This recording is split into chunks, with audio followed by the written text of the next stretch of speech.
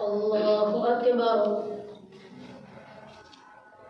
الحمد لله رب العالمين الرحمن الرحيم مالك يوم الدين.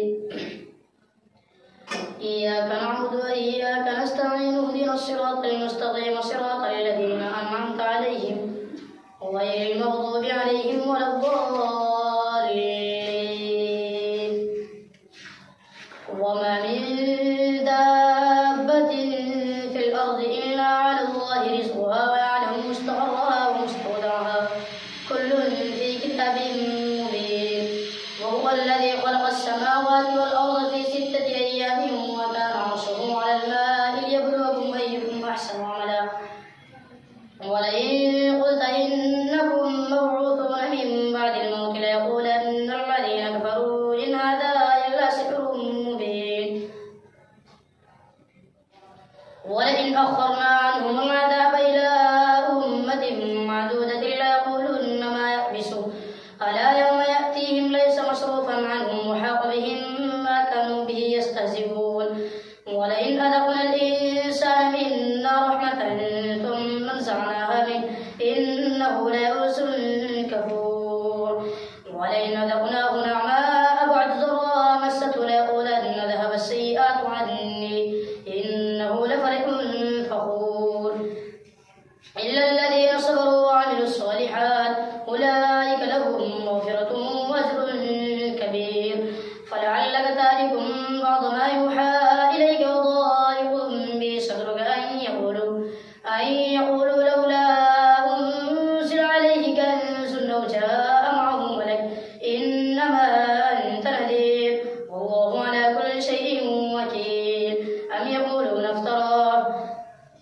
قل فأتوا بعشر سور مثله مفتريات وادعوا من استطعتم من دون الله إن كنتم صادقين. فإن لم يستجيبوا لكم فاعلموا أنما أنزل بعلم الله وأن لا إله إلا هو فهل أنتم مسلمون. من كان يريد الحياة الدنيا وزينتها نوفي إليهم أعمالهم فيها وهم فيها لا يبخسون. أولئك الذين ليس لهم في الآخرة إلا النار وحبط ما صنعوا فيها وباطل ما كانوا يعملون. أفمن كان على بينة من ربه ويتلوه شاهد منه ومن قبله كتاب موسى إماما ورحمة أولئك يؤمنون به. ومن يكفر به من الأحزاب فالنار موعده فلا تك في مرية منه إنه الحق من ربك ولكن أكثر الناس لا يؤمنون. ومن أظلم ممن افترى على الله كذبا أولئك يعرضون على ربهم ويقول الأشهاد هؤلاء الذين كذبوا على ربهم ألا لعنة الله على الظالمين الذين يصدون عن سبيل الله ويبغونها عوجا وهم بالآخرة هم كافرون. أولئك لم يكونوا معجزين في الأرض وما كان لهم من دون الله من أولياء يضاعف لهم العذاب ما كانوا يستطيعون السمع وما كانوا يبصرون. أولئك الذين خسروا أنفسهم وضل عنهم ما كانوا يفترون لا جرم أنهم في الآخرة هم الأخسرون. إن الذين آمنوا وعملوا الصالحات وأخبتوا إلى ربهم أولئك أصحاب الجنة هم فيها خالدون. مثل الفريقين كالأعمى والأصم والبصير والسميع هل يستويان مثلا أفلا تذكرون. ولقد أرسلنا نوحا إلى قومه إني لكم نذير مبين ألا تعبدوا إلا الله إني أخاف عليكم عذاب يوم أليم. فقال الملأ الذين كفروا من قومه ما نراك إلا بشرا مثلنا وما نراك اتبعك إلا الذين هم أرادلنا بادي الرأي وما نرى لكم علينا من فضل بل نظنكم كاذبين. قال يا قوم أرأيتم إن كنت على بينة من ربي وآتاني رحمة من عنده فعميت عليكم أنلزمكموها وأنتم لها كارهون. ويا قوم لا أسألكم عليه مالا إن أجري إلا على الله وما أنا بطارد الذين آمنوا إنهم ملاقو ربهم ولكني أراكم قوما تجهلون. ويا قوم من ينصرني من الله إن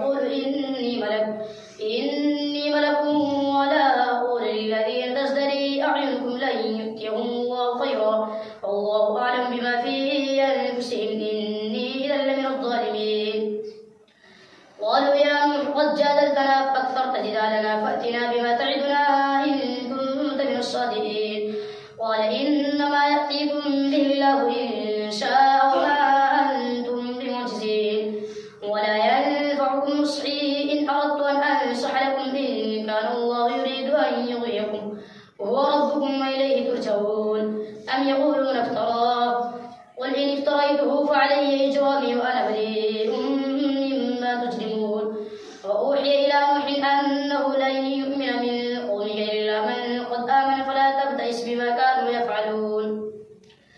واصنع الفلك بأعيننا ووحينا ولا تخاطبني في الذين ظلموا إنهم مغرقون ويصنع الفلك وكلما مر عليه ملأ من قومه سخروا منه قال إن تسخروا منا فإنا نسخر منكم كما تسخرون فسوف تعلمون من يأتيه عذاب يخزيه ويحل عليه عذاب مقيم حتى إذا جاء أمرنا وفارت النور قل نحمل فيها من كل زوجين اثنين وأهلك إلا من سبق عليه القول ومن آمن وما آمن معه إلا قليل وقال اركبوا فيها بسم الله مجريها ومرساها إن ربي لغفور رحيم وهي تجري بهم في موج كالجبال ونادى نوح ابنه وكان في معزل يا بني اركب معنا ولا تكن مع الكافرين قال سآوي إلى جبل يعصمني من الماء قال لا عاصم اليوم من أمر الله إلا من رحم وحال بينهما الموج فكان من المغرقين وقيل يا أرض ابلعي ماءك ويا سماء أقلعي وغيظ الماء وقضي الأمر واستوت على الجودي وقيل بعدا للقوم الظالمين ونادى نوح ربه فقال رب إن ابني من أهلي وإن وعدك الحق وأنت أحكم الحاكمين قال يا نوح إنه ليس من أهلك إنه عمل غير صالح فلا تسألني ما ليس لك به علم إني أعظك أن تكون من الجاهلين قال رب إني أعوذ بك أن أسألك ما ليس لي به علم وإلا تغفر لي وترحمني أكن من الخاسرين قيل يا نوح اهبط بسلام منا وبركات عليك وعلى ممن معك وأمم سنمتعهم ثم يمسهم منا عذاب أليم تلك من أنباء الغيب نوحيها إليك ما كنت تعلمها أنت ولا قومك من قبل هذا فاصبر إن العاقبة للمتقين وإلى عاد أخاهم هودا قال يا قوم اعبدوا الله ما لكم من إله غيره إن أنتم إلا مفترون يا قوم لا أسألكم عليه أجرا إن أجري إلا على الذي فطرني أفلا تعقلون ويا قوم استغفروا ربكم ثم توبوا إليه يرسل السماء عليكم مدرارا ويزدكم قوة إلى قوتكم ولا تتولوا مسلمين قالوا يا هود ما جئتنا ببينة وما نحن بتاركي آلهتنا عن قولك وما نحن لك بمؤمنين إن نقول إلا اعتراك بعض آلهتنا بسوء قال إني يشهد الله واشهدوا أني بريء مما تشركون من دونه فكيدوني جميعا ثم لا تنظرون إني توكلت على الله ربي وربكم ما من دابة إلا هو آخذ بناصيتها إن ربي على صراط مستقيم فإن تولوا فقد أبلغتكم ما أرسلت به إليكم ويستخلف ربي قوما غيركم ولا تضرونه شيئا إن ربي على كل شيء حفيظ ولما جاء أمرنا نجينا هدى إن ربي على كل شيء حفيظ إن ربي على كل شيء حفيظ ولما جاء أمرنا نجينا هودا والذين آمنوا معه برحمة منا ونجيناهم من عذاب غليظ وتلك عاد جحدوا بآيات ربهم وعصوا رسله واتبعوا أمر كل جبار عنيد وأتبعوا في هذه الدنيا لعنة ويوم القيامة ألا إن عادا كفروا ربهم ألا بعدا لعاد قوم هود وإلى ثمود أخاهم صالحا قال يا قوم اعبدوا الله ما لكم من إله غيره وأنشأكم من الأرض واستعمركم فيها فاستغفروه ثم توبوا إليه إن ربي قريب مجيب قالوا يا صالح قد كنت فينا مرجوا قبل هذا أتنهانا أن نعبد ما يعبد آباؤنا وإننا لفي شك مما تدعونا إليه مريب قال يا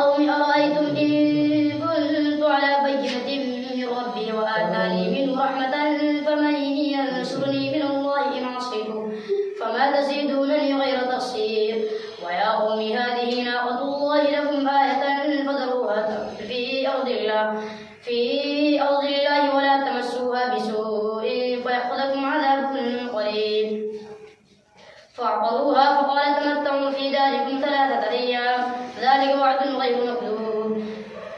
فلما جاء أمرنا نجينا صالحا والذين آمنوا معه برحمة منا ومن خزي يومئذ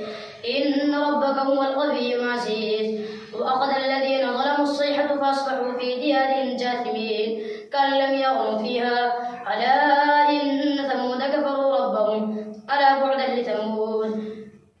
ولقد جاءت رسلنا إبراهيم بالبشرى قالوا سلاما قال سلام فما لبث أن جاء بعجل حنيذ. فلما رأى أيديهم لا تصل إليه نكرهم ووجس منهم خيفة قالوا لا تخف إنا أرسلنا إلى قوم لوط وامرأته قائمة فضحكت فبشرناها بإسحاق ومن وراء إسحاق يعقوب قالت يا ويلتى أألد وأنا عجوز وهذا بعلي شيخا إن هذا لشيء عجيب. قالوا أتعجبين من أمر الله رحمة الله وبركاته عليكم أهل البيت إنه حميد مجيد. فلما ذهب عن إبراهيم الروع وجاءته البشرى يجادلنا في قوم لوط إن إبراهيم لحليم أواه منيب. يا إبراهيم أعرض عن هذا إنه قد جاء أمر ربك وإنهم آتيهم عذاب غير مردود. ولما جاءت رسلنا لوطا سيء بهم وضاق بهم ذرعا وقال هذا يوم عصيب وجاءه قومه يهرعون إليه ومن قبل كانوا يعملون السيئات قال يا قوم هؤلاء بناتي هن أطهر لكم فاتقوا الله ولا تخزوني في ضيفي أليس منكم رجل رشيد. قالوا لقد علمت ما لنا في بناتك من حق وإنك لتعلم ما نريد. قال لو أن لي بكم قوة أو آوي إلى ركن شديد. قالوا يا لوط إن رسل ربك لن يصلوا إليك فاسر بأهلك بقطع من الليل ولا يلتفت منكم أحد إلا امرأتك إنه مصيبها ما أصابهم إن موعدهم الصبح أليس الصبح بقريب. فلما جاء أمرنا جعلنا عاليها سافلها وأمطرنا عليها حجارة من سجيل منضود مسومة عند ربك وما هي من الظالمين ببعيد. الله أكبر.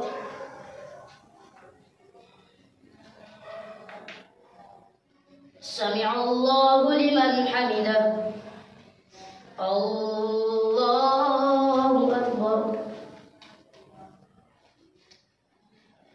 الله أكبر. الله أكبر.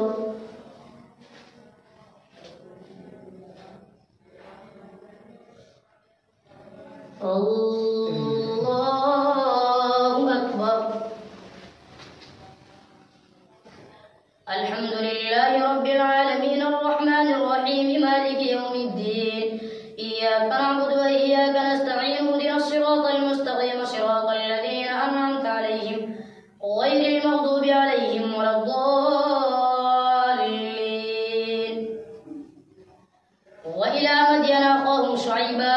قال يا قوم اعبدوا الله ما لكم من إله غيره ولا تنقصوا المكيال والميزان إني أراكم بخير وإني أخاف عليكم عذاب يوم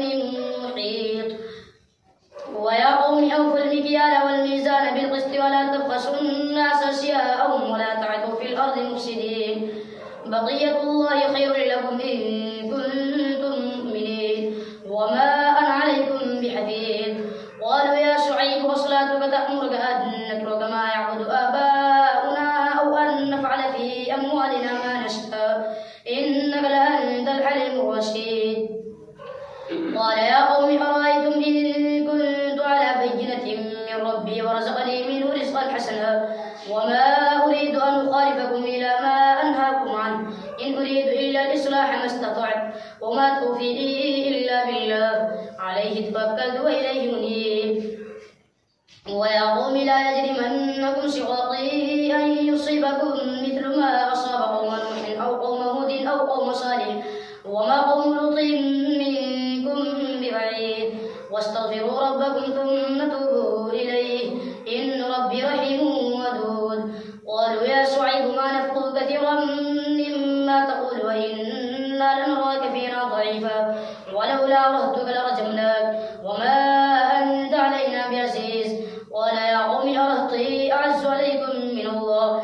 واتخذتموه وراءكم ظهريا إن ربي بما تعملون محيط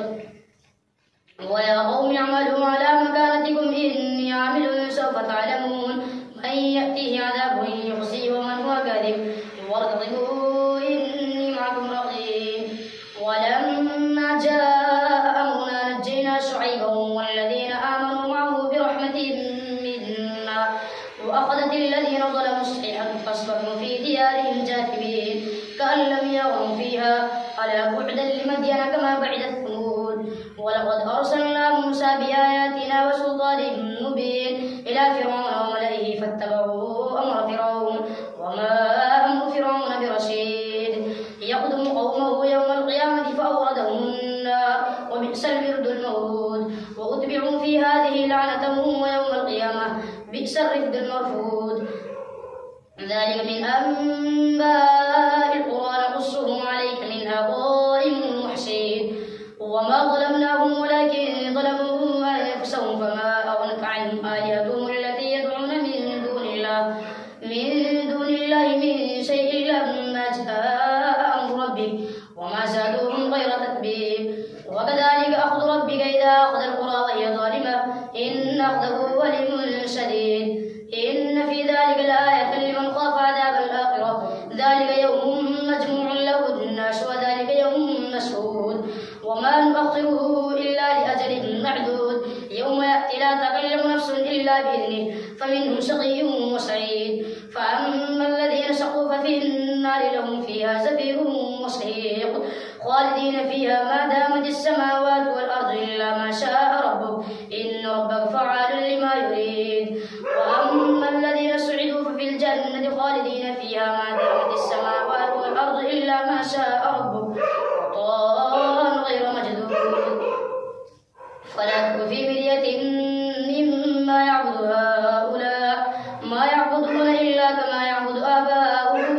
من قبل وإنا لم نوفوهم نصيبهم غير منقوص ولقد آتينا موسى الكتاب فاختلف فيه ولولا كلمة سبقت من ربك لقضي بينهم وإنهم لفي شك منه مريب وإن كلا لما ليوفينهم ربك أعمالهم إنه بما يعملون خبير فاستقم كما أمرت ومن تاب معك ولا تطغوا إنه بما تعملون بصير ولا تركنوا إلى الذين ظلموا فتمسكم النار وما لكم من دون الله من أولياء ثم لا تنصرون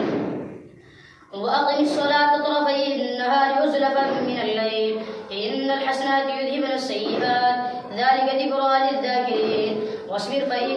الله لا يضيع أجر المحسنين فلولا كان من القرون من قبلكم أولو بقية ينهون عن الفساد في الأرض إلا قليلا ممن أنجينا منهم واتبع الذين ظلموا ما أترفوا فيه وكانوا مجرمين وما كان ربك ليهلك القرى بظلم وأهلها مصلحون ولو شاء ربك لجعل الناس أمة واحدة ولا يزالون مختلفين إلا من رحم ربك ولذلك خلقهم وتمت كلمة ربك لأملأن جهنم من الجنة والناس أجمعين وكلا نقص عليك من أنباء الرسل ما نثبت به فؤادك وجاءك في هذه الحق وموعظة وذكرى للمؤمنين وقل للذين لا يؤمنون اعملوا على مكانتكم إنا عاملون وانتظروا إنا منتظرون ولله غيب السماوات والأرض وإليه يرجع الأمر كله فاعبده وتوكل عليه وما ربك بغافل عما تعملون ألف لام را تلك آيات الكتاب المبين إنا أنزلناه قرآنا عربيا لعلكم تعقلون نحن نقص عليك أحسن القصص بما أوحينا إليك هذا القرآن وإن كنت من قبله لمن الغافلين إذ قال يوسف لأبيه يا أبت إني رأيت 11 كوكبا والشمس والقمر رأيتهم لي ساجدين قال يا بني لا تقصص رؤياك على إخوتك فيكيدوا لك كيدا إن الشيطان للإنسان عدو مبين وكذلك يجتبيك ربك ويعلمك من تأويل الأحاديث ويتم نعمته عليك وعلى آل يعقوب كما أتمها على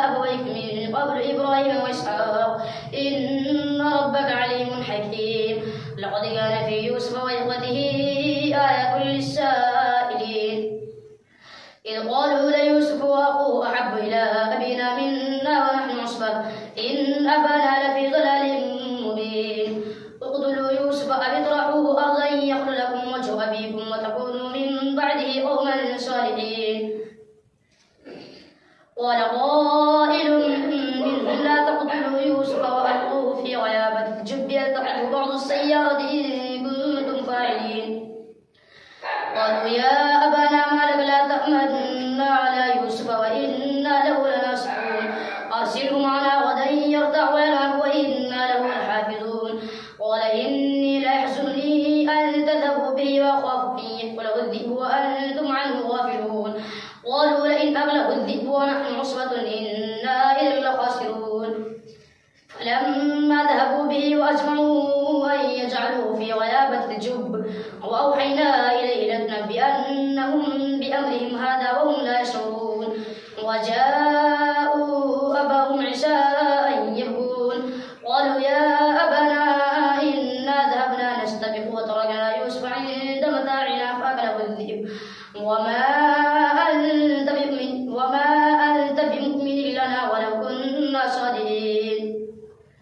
وجاءوا على قميصه بدم كذب قال بل سولت لكم أنفسكم أمرا فصبر جميل والله المستعان على ما تصفون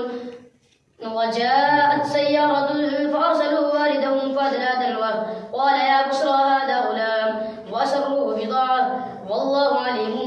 بما يعملون وشروه بثمن بخس دراهم معدودة وكانوا فيه من الزاهدين وقال الذي اشتراه من مصر لامرأته يكرمي مثواه عسى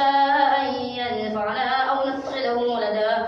وكذلك مكنا ليوسف في الأرض ولنعلمه من تأويل الأحاديث والله غالب على أمره ولكن أكثر الناس لا يعلمون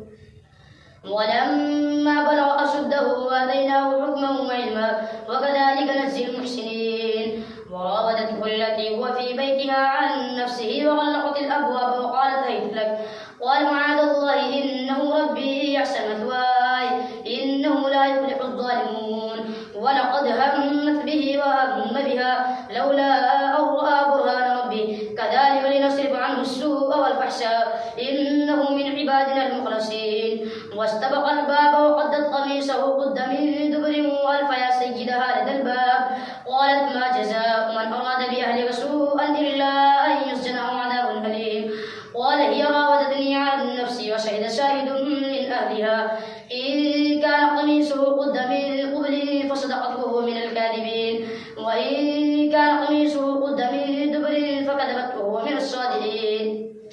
فلما رأى قميصه قد من دبر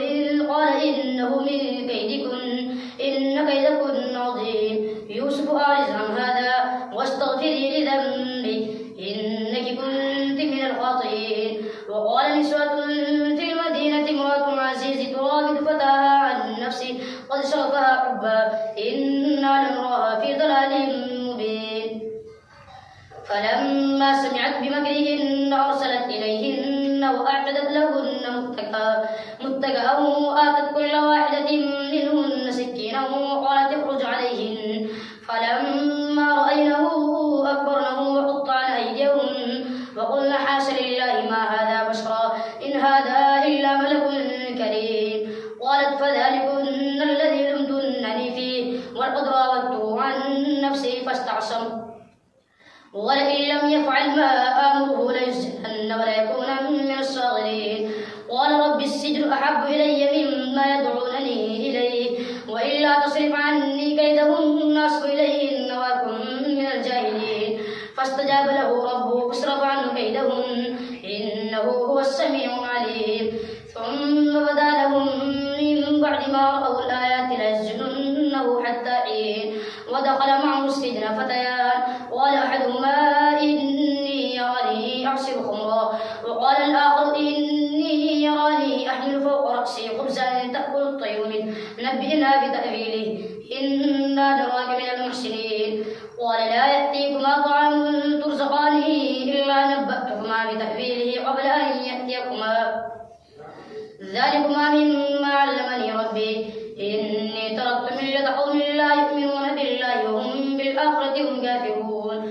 واتبعت ملة آبائي إبراهيم وإسحاق ويعقوب ما كان لنا أن نشرك بالله من شيء ذلك من فضل الله علينا وعلى الناس ولكن أكثر الناس لا يشكرون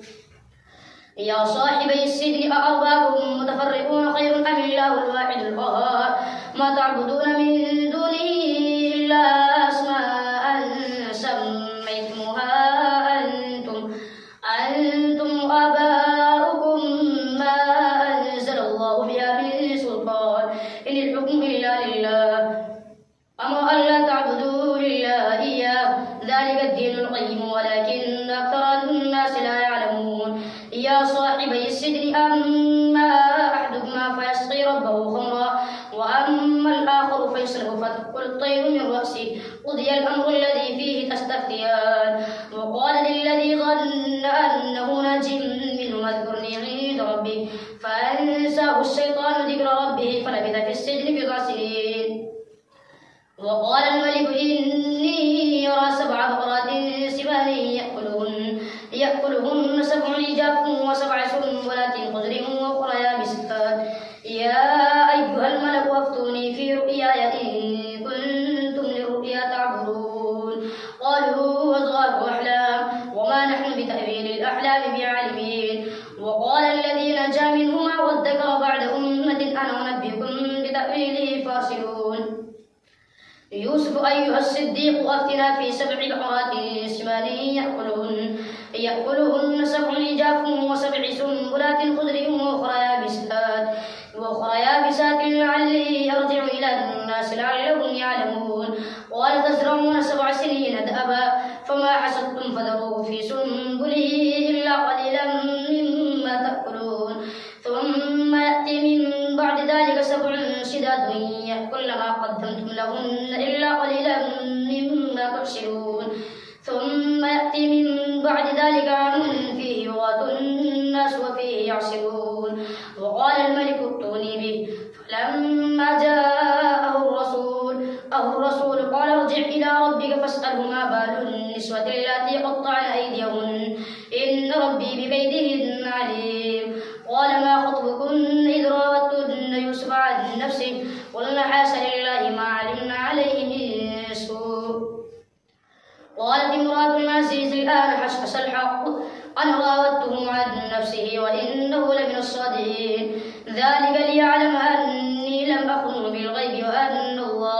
وأن الله لا يهدي كيد الخائنين الله أكبر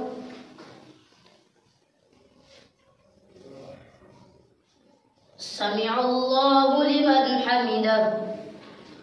الله أكبر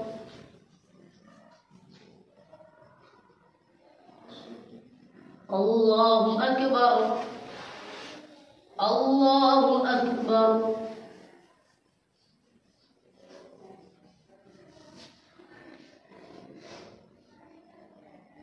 الله أكبر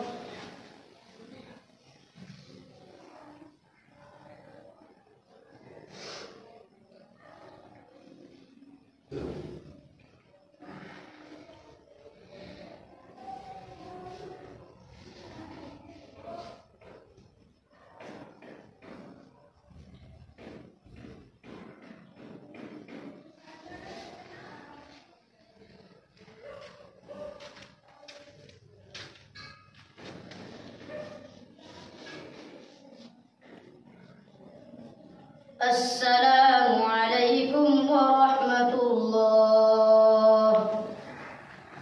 السلام